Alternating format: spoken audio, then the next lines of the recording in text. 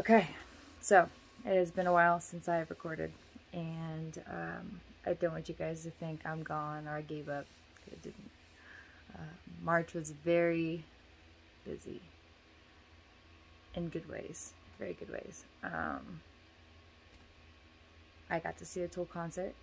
Thank you to the best friends for allowing that to happen. It's pretty awesome, actually. And I took a refresher class on my hypnosis, and I'll get into that in another video when I am a little more ready to introduce that to the world.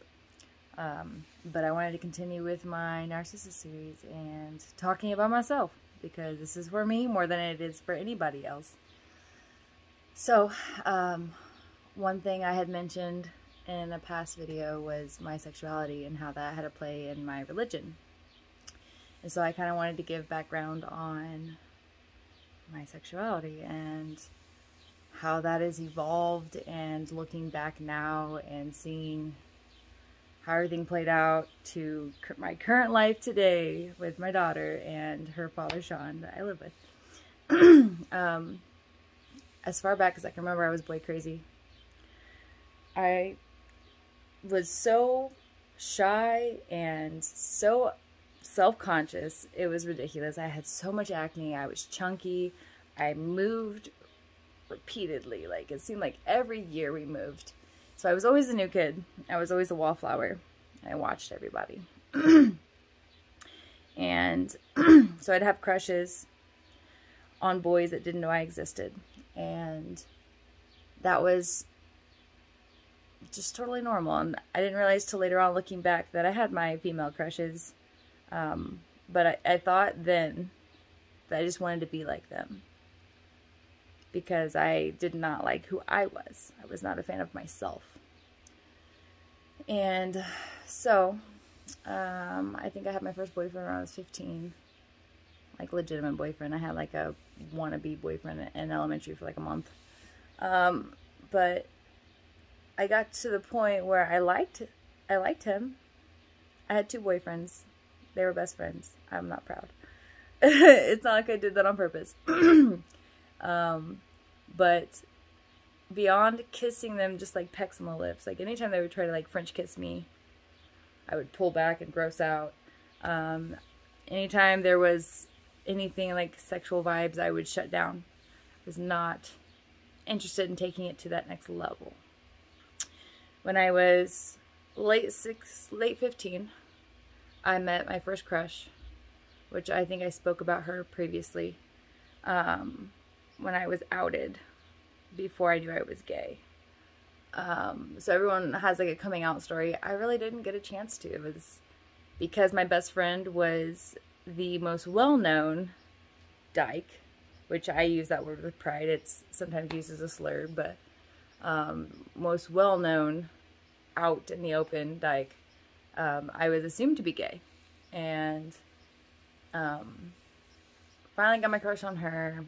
Stepdad listened to my phone calls, put it on speaker for my mom, and it was just so innocent. Like, I didn't even know really if I liked girls. It was so innocent. And yet my mom ended up asking, you know, do you have a thing for this girl on the phone? And I was like, what? How do you even know about this? And she's like, she told me that her ex-husband was eavesdropping on my phone calls. And I felt so disrespected. I felt my privacy was breached. I didn't even know what I felt yet. So I literally just told her, I don't know. I don't know. I don't know what I feel right now. I was 15. It's the first crush. I don't know. Going forward, I had my first girlfriend at 16. And we met each other with a very interesting set of events that was like the universe just orchestrated it perfectly so that we had to meet. Because otherwise, I don't see how else we would have met. First love, I had a Edward and Jacob situation when those books were coming out, before the movies, because the movies were trash. But the books were good. I had my second girlfriend in high school, and I bounced back and forth and screwed them both over, and I I learned early not to cheat because I had to do the worst to them early on when I was young, and I've worked through the guilt and the, you know, just wishing I hadn't caused that much pain in other people. And proceed to long-term relationships. My first love, me and her were off and on for 2.5 years. Then my most toxic relationship was a little, like, just over 3 years. And then I had a short stint of a girlfriend in Wichita. And then my wife, my ex-wife, we weren't legally married, but for all intents and purposes, we were 5-6 years together. I consider her my ex-wife. Still got a lot of love for her. A lot of people who follow me know exactly who I'm talking about.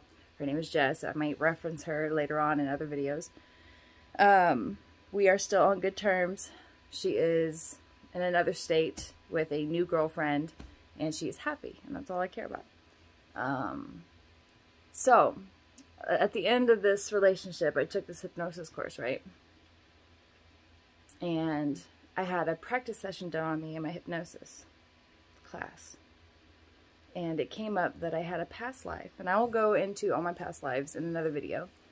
But it's a little heavy. And trigger warning for rape. So if you don't want to listen, you can shut this off or fast forward. But I had a past life come up where my husband continually would get drunk and violently rape me. That's all I was really used for. And the practitioner who was facilitating was like, why don't you just get away? Like, why don't you leave him? Well, in this time period, if you left your husband, you were desolate and you were poor and you were a beggar and you died, typically, because you didn't have anyone to protect you and take care of you. So, in this life, I was killed. I was strangled to death in the throes of what I would assume he thought was passion, but yes, I was actually killed in this life. And realizing that, wow, maybe that's why I never really trusted a man. I just never, I always thought men had ulterior motives. If I could speak, it'd be great. I just felt like they always wanted to take something from me. That's always how it felt. It's like, you just want something from me. And so after having this session and realizing that was a huge past life trauma that has influenced this life and where I only felt safe with women, I realized in that moment that I probably need to heal that. I probably need to face my fears. I probably need to confront that trauma. And if I didn't heal it in this life, I was going to have to just wait and do it in another. So at the time, me and my ex-wife were already struggling, separated, but still trying to kind of work on things, living together. And of course, she was not a fan of the idea of me exploring that, because at this point, I don't know if I've told you guys, I had never had sex with a guy. I was late 20s, never had sex with a guy, and I was like, I think I have to explore this. And so that caused more issues. Going forward, our falling out just took all of my focus, all of my energy. I was drained, I was depressed, I was sad, I was resentful. So many things. And I think I dated one more woman for a couple months. And that was toxic. The love was beautiful. The love that we experienced in that short time was phenomenal. Best sex I ever had, not gonna lie. And the intimacy was just like, but everything else around it, the circumstances were toxic. Let that go. I did 6 months of celibacy, living with my dad, trying to get my life back together after that fall apart. And my best guy friend, Sean, we were hanging out for, we were pretty solid for a good 2 years. Not hanging out all the time, but towards the end of the 2 years, hanging out more regularly, if I could speak, it'd be great. And he was always available. He was very persistent, very You know, I was so alone, I was so lonely, and I didn't want to hang out with people. I wanted to isolate. And he kept pulling me out. Come on, let's just go. You know, I'm down the street. He lived at the time with his friend who lived 6 minutes from my dad's house at the time. And so we just hung out and had a little fun. Fun led to more comfort. Comfort led to just wanting to be around him, wanting to be near him, and even just like the share of energy when you touch somebody, like even just like my arm against him or my foot on him, or in some way being in close proximity felt comforting. And I trusted him, and he's the only guy I trusted to be alone with at the time. He didn't feel like he wanted anything from me but my time and attention. So, being that I was lonely and I wanted to explore my sexuality, it slowly developed into this very confusing, I don't know what this is, but we're still friends, like, don't get it twisted. And you guys aren't going to believe it, but the very, very first time that we had sex, like full-blown intercourse, I feel like I had to use the legitimate term there, August 10th, I conceived my daughter. I was like, of all the statistics, really the first and only time in my life that I have sex with a guy. You know, people will be like, well, didn't you use protection? Like, what were you thinking? Only dated girls, didn't think about it, because birth control is not something I necessarily have to worry about, so fuck. Sorry. It just happened. And I make the joke that God and angels and the universe was just like, you better go now before she changes her mind to Rhea. So yeah, first time ever having sex with a guy, and I got pregnant. Whew. So that pregnancy was kind of heavy, because my whole life was just like flipped, was just like, oh shit. It went from carefree, you know, like hippie, just want to do whatever the fuck I wanted, to all of a sudden I'm going to be a mom. I'm going to have to put down roots. I'm going to have to grow up. I mean, about time, right? I'm 30. I was 30 years old by the time I had sex with a guy. So, yeah. So at this point, I love Sean. And we are working on constantly understanding and loving each other more for the sake of our daughter. We have had so many ups and downs. And honestly, he's a beautiful human being. And I appreciate all of his patience, because there was times I was not nice to him. But at this point, sexuality-wise, if we're just talking about sexuality, I love women. I will always love women. Women are they're like my comfort. I know what I'm doing with women physically, sexually. It's like nothing can compare to the ecstasy of having sex with a woman that you're on the same frequency as.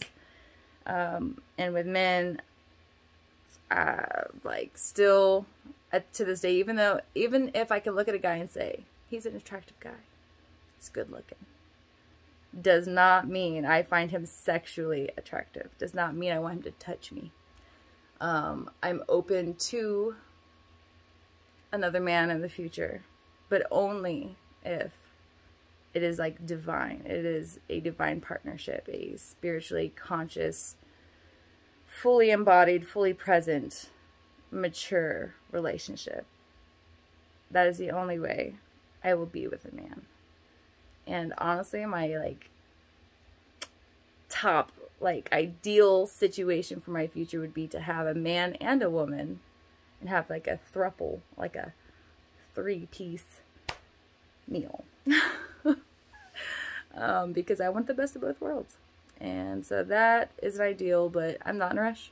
And I'm not going to, I don't like casual sex. I can't do it. I'm too passionate. I'm too soulful to have casual sex. Even though I want to, but I'll tell you what.